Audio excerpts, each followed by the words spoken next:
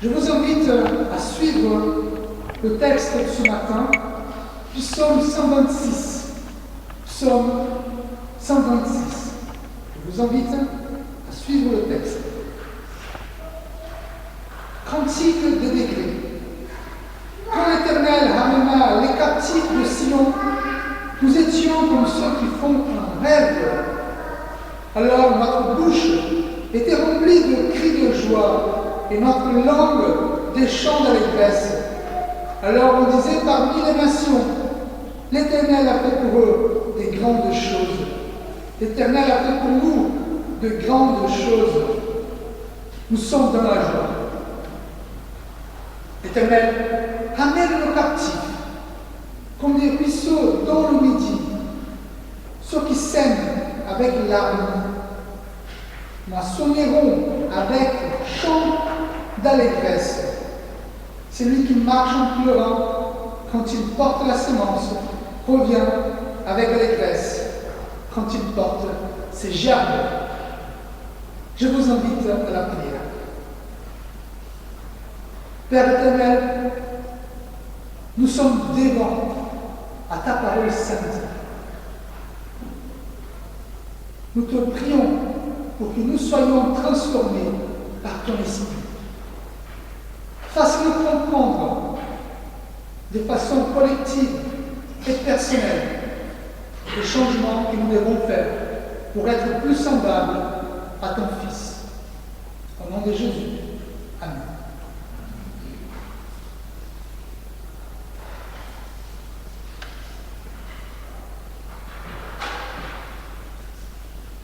Hier, je pu aller voir avec ma famille le spectacle de la tribu de Magda pour connaître un peu l'histoire du mas d'asile. Alors c'était une histoire émouvante. Et deux choses j'ai pu retenir. D'abord, que le mas d'asile c'est une terre d'asile, une terre d'accueil. Et aussi que le mas d'asile a suivi, a vécu tous les grands changements de l'histoire de la France, même de l'histoire mondiale. C'est curieux quand même de voir qu'un village a pu vivre tous les grands changements du monde. Et finalement, si on regarde bien, nous sommes aussi en train de vivre un grand changement. Post-Covid, la guerre qui est en train de se passer en Ukraine, aux portes auprès de la France. Alors, comment vivre les grands changements dans notre vie? C'est vrai qu'il y a des changements qui nous amènent, qui nous apportent du bonheur, n'est-ce pas? Un enfant qui naît, un travail, un nouveau boulot qui nous plaît, mais il y a des changements qui nous fracassent, qui nous apporte de la tristesse, une maladie découverte, la perte de quelqu'un, le travail qui ne va pas.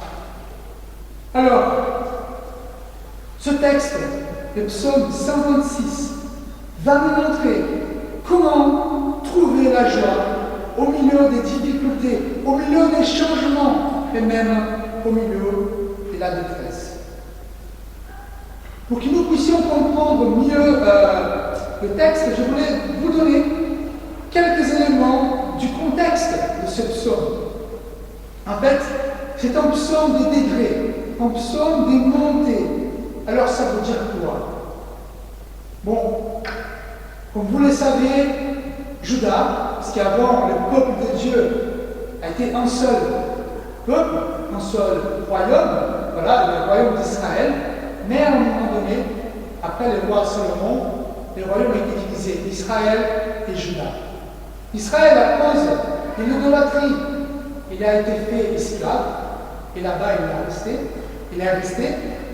Et le peuple judéen, Juda, aussi, à cause de l'idolâtrie, a été fait esclave par les Babyloniens.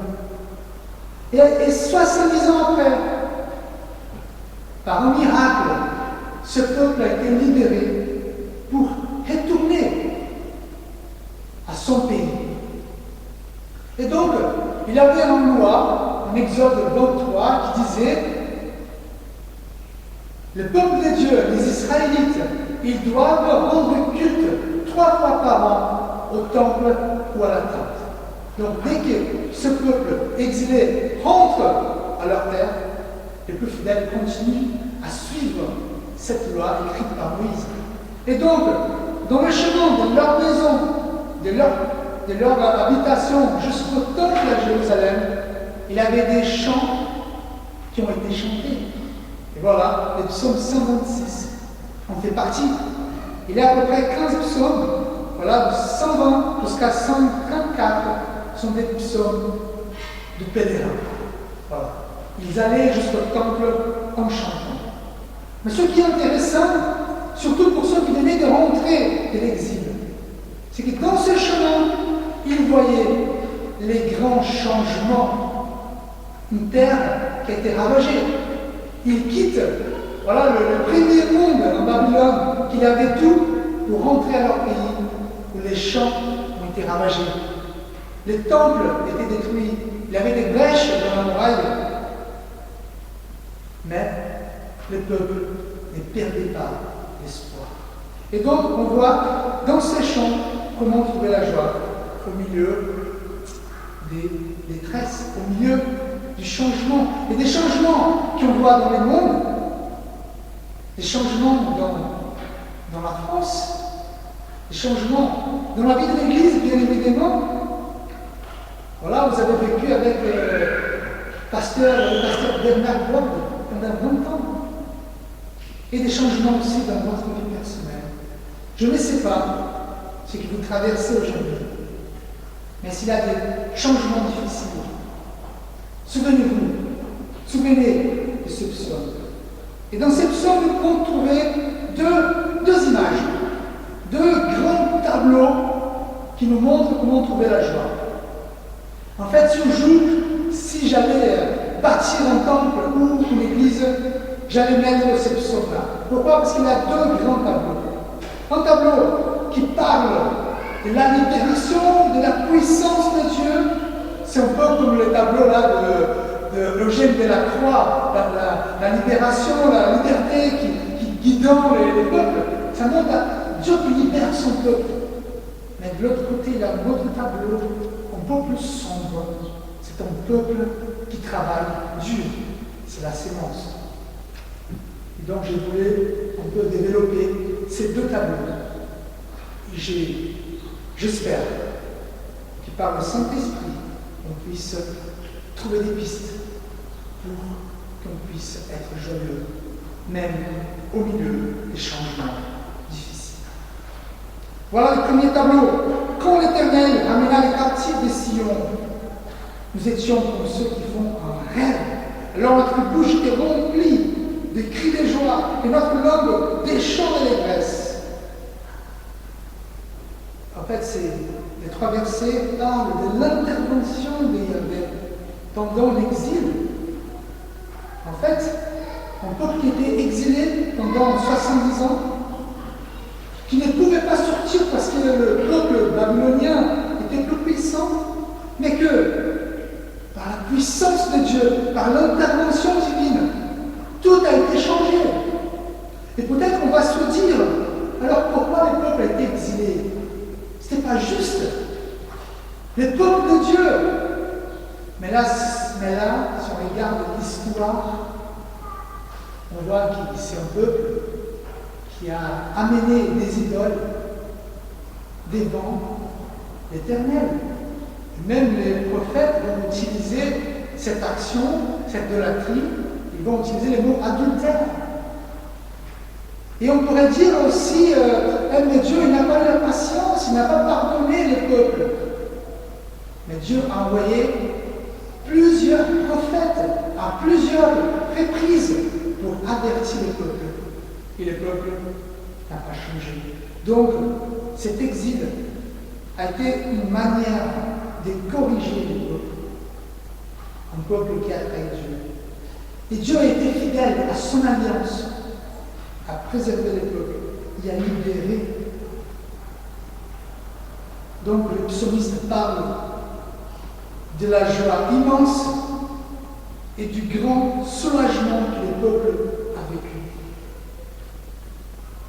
Et en fait, cette image de la puissance de Dieu devait faire quelque chose au cœur du peuple, devait entraîner la confiance, une déclaration de confiance à ce peuple. Cette image, ce souvenir, devait motiver le peuple à croire qu'il y avait pour intervenir à nouveau. Alors, le souvenir de Dieu, de ce qu'il a fait dans l'histoire et dans notre vie, doit devenir une déclaration de confiance. Deux choses à retenir sur ce point. D'abord, se souvenir de l'amour de Dieu qui nous a libérés de l'esclavage. Peut-être que vous dites, mais Fabio, je n'ai pas vécu des grandes choses avec Dieu. Je n'ai pas eu l'expérience de la puissance de Dieu dans ma vie. Je n'ai pas eu de libération, je n'ai pas vécu des guérisons. Mais donc, on doit revenir jusqu'à la base. Quelle est la base de la vie des chrétiens? C'est que Dieu nous a sauvés. Malgré nos péchés, malgré notre rébellion contre Dieu, comme dit l'apôtre Paul, nous étions esclaves du péché. Nous faisions ce que le péché nous disait de faire. Mais Dieu, par son amour, n'a point regardé le péché. Il a envoyé Jésus pour nous sauver. Et voilà la grande libération et la puissance de Dieu dans nos vies. Après, oui, on peut compter avec des événements miraculeux de notre vie. Mais d'abord, voilà, se souvenir de l'amour de Dieu qui nous a libérés et se souvenir du pouvoir de Dieu. Notre Dieu, il est puissant. Il est le même. Il est le Dieu que nous avons confessé ensemble. Il est le Dieu créateur du ciel et de la terre. Et il peut changer les choses quand il veut. Il peut intervenir avec sa main puissante, comme il a fait avec Adam, Abraham, Moïse. Dans le temps des guerres de religion, pour beaucoup, dans le moment de la Covid, voilà, le premier tableau, pour se souvenir, pour regarder pendant le temps de changement. Dieu nous aime et il est puissant. Mais il y a le deuxième tableau. Mais le deuxième tableau, parfois, il ne nous parle pas trop. Pourquoi? C'est un tableau qui montre la gloire de Dieu, l'autre montre le travail des hommes. Un tableau qui parle de sémailles. Alors, le verset 5 nous dit, ceux qui sèment avec larmes moissonneront dans la joie. Celui qui marche en pleurant avec un sac de semences reviendra avec joie, emportant ses gerbes. Le tableau qui dépeint également la restauration, parce que le premier parle de la restauration et le deuxième aussi, mais cette fois-ci, cette restauration est dépeinte par un travail dur et pitoyable. Donc ici, la joie, elle ne viendra pas par la puissance de Dieu que nous avons vu au premier tableau, mais la joie viendra par le travail dur. C'est mal. Nous sommes toujours prêts à recevoir l'intervention puissante de Dieu, mais sommes-nous prêts à mettre la main à la pâte? Nous, c'est humain ça, nous voudrons que Dieu change les choses du jour au lendemain. Mais quand les changements dépendent de moi, de vous, sommes-nous prêts à travailler? Et donc là, le psalmiste va utiliser la métaphore de sémailles, s'aimer. En fait, s'aimer était communément associé à la souffrance dans la Bible. S'aimer était associé à la souffrance et à la tristesse, même une période de mort, comme dit Jésus. En fait, je sais qu'il parmi vous, il y a quelques agriculteurs. Et vous savez que les champs, n'est pas toujours gentil. C'est un travail ardu, difficile. Il faut attendre. Et parfois, la moisson ne vient pas comme nous attendons. Et donc, là, je suis certain que les psalmistes parlent d'un travail difficile. Et en fait, même dans ces moments du travail, on voit que Dieu va répondre. Il va nous donner la joie. En fait, nous vivons dans une époque où tout ce qui est difficile, on abandonne. S'il y a une relation interpersonnelle, s'il est difficile, je le laisse. Si mon travail est difficile, je le laisse. Si ma voiture a des problèmes, je la laisse. Tout ce qui est difficile, je ne fais pas. Mais Dieu nous apprend autrement. Si c'est difficile, si le changement est difficile, peut-être c'est le moment de travailler davantage.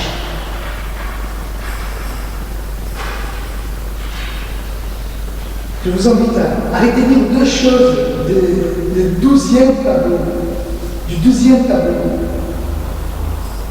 Travaillons. N'importe quel changement difficile, anxiogène que vous vivez à ces moments, travaillez Dieu. Peut-être il faut pardonner, peut-être il faut aller vers quelqu'un, peut-être il faut être privé des choses. Mais n'oubliez pas que le travail Dieu fait partie de la vie des chrétiens. La puissance de Dieu, oui, mais le travail aussi. Et travailler, servons les uns les autres. Parce que c'est moi le texte, c'est lui qui travaille. Reviendrons avec la joie. Et en fait, il y a une deuxième facette de ce texte qui parle plutôt au niveau personnel. Si on fonce à la métaphore là, le psalmiste nous dit qu'il ne faut pas gaspiller une souffrance. Parce qu'ici, il fait un jeu de mots quand même, entre les semences et les larmes. C'est comme si le psalmiste disait qu'il est en train de s'aimer, pas la semence seulement, mais ses larmes. Parce que les semences tombent avec ses larmes. Et donc, le psalmiste dit il ne faut pas gaspiller une larme. Alors, un agriculteur peut bien lancer des semences partout, mais ça ne tombe pas dans le bon sol. Ça ne va pas germer. Ça ne va pas donner le fruit nécessaire. Et c'est la même façon. Si nos larmes ne tombent pas dans le bon sol, ça ne peut pas germer la joie. C'est quoi alors tomber dans le bon sol? C'est quand nos souffrances sont vécues auprès de Dieu. Et Jésus nous a montré ça. Jésus nous a montré parce que lui, il a vécu un grand changement.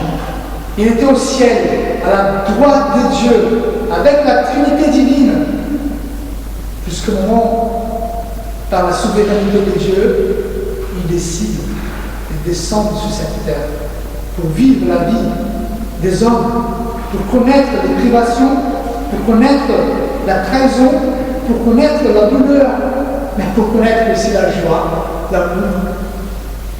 Et donc, lui, il a vécu un moment de tristesse profonde. Même en temps d'abandon de son père, quand il était sur la croix. Mais aucun moment, Jésus a abandonné. Il a toujours été auprès de son Père. Frères et sœurs, ce psaume parle d'abord à son temps, aux pèlerins qui allaient vers le temple. Il nous parle aussi, pourquoi? Parce que nous sommes tous des pèlerins, pas des jacqueurs, mais nous sommes en train d'aller à Jérusalem céleste.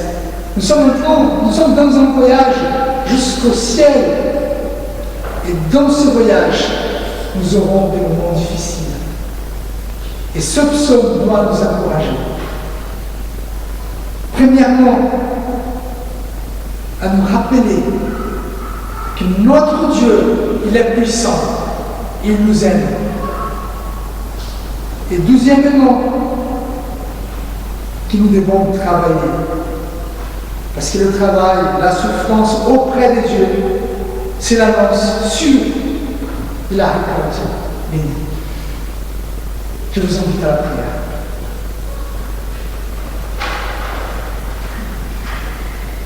Père éternel, les changements font partie de notre vie. Les changements façonnent nos vies. Que nous soyons prêts à vivre les moments difficiles. Pour ne pas oublier ta puissance, ton amour. Et ne pas oublier non plus que nous devons faire notre travail. Bénis-nous, Seigneur, bénis cette Église. Bénis tous les chrétiens qui sont là. Et quand ils reviennent à leur paroisse, ils puissent garder aussi ce message. Sois avec nous, mon Père. Au nom de Jésus. Amen. Je vous invite à vous lever pour recevoir de la part de Dieu l'exhortation et la bénédiction. Recherchez la droiture, l'attachement à Dieu, la foi, l'amour, la patience et la douceur. Combattez les bons combats de la foi. Que la grâce de Dieu, l'amour de Jésus-Christ et la consolation du Saint-Esprit soient avec vous tous, avec l'Église universelle, aujourd'hui et à jamais.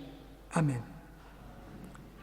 Je vous invite à chanter les chants 62, 81, 62.